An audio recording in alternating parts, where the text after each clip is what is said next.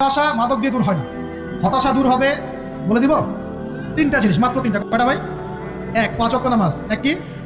নামাজে আপনি অজু করে সেজদা দেন, ইনশাল্লাহ আপনার মনে প্রশান্তি না আসলে আমাকে এসে বলেন যে আসে না। চোখের পানি, মনের আবেগ যা আছে আপনার ভিতরে, কষ্ট, দুঃখ, যন্ত্রণা, সব আল্লাহকে ঢেলে দিবেন ইনশাল্লাহ। নিজের আবেগ ধরে রাখবেন এখানে, আপনি আল্লাহর জন্য ঢেলে দিবেন। মানুষকে আবেগ দেখা কি না?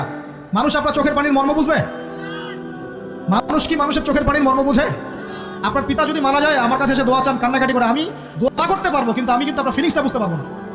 আপনার অনুভূতি কে বুঝতে পারবেন? আল্লাহ পাক আপনার ঘাড়ের রগের চেয়ে কাছে আছে। সুবহানাল্লাহ, সুবহানাল্লাহ, আল্লাহ পাক ঘাড়ের রগের চেয়ে কাছে আছে। গতকালকে বাংলাদেশের একজন বরেণ্য আলেমের সাথে একটা কনফারেন্সে ছিলাম। উনি বলছিলেন যে এক ব্যক্তি, এটা শোনেন, এক ব্যক্তি খুব তার শখ যে তিনি সাহাবীদের মতো নামাজ পড়া শিখবেন। কথা বুঝতে পারছেন? সাহাবীদের মতো নামাজ শিখবেন। তো একজন বরেণ্য আলেমের কাছে এসেছেন, এসে বলছেন যে আমাকে সাহাবীদের মতো নামাজ শিখিয়ে দেন। তখন সেই আলেম আরেকজন আলেমের সন্ধান দিয়েছেন, যে তুমি তার কাছে যাও, তিনি শেখাবেন। তো সেই ব্যক্তি একটু অবাক হয়েছেন, কারণ যাকে প্রশ্ন করেছিলেন তিনি অনেক বড় মুহাদ্দিস, আর যার কাছে পাঠানো হচ্ছে তিনি অত বড় মুহাদ্দিস নন, কিন্তু আবেদ, আমল করেন। তাকে গিয়ে বলছেন উনি আমাকে পাঠিয়েছেন সাহাবীওয়ালা নামাজ শিখিয়ে দেন। তখন তিনি বলছেন ঠিক আছে, সুন্দর করে অজু করে আসো, সুন্দর করে অজু করে আসো। অজু করার সময় খালি খেয়াল রাখবা যে আমি অজু করছি শুধু আল্লাহর সন্তুষ্টির জন্য।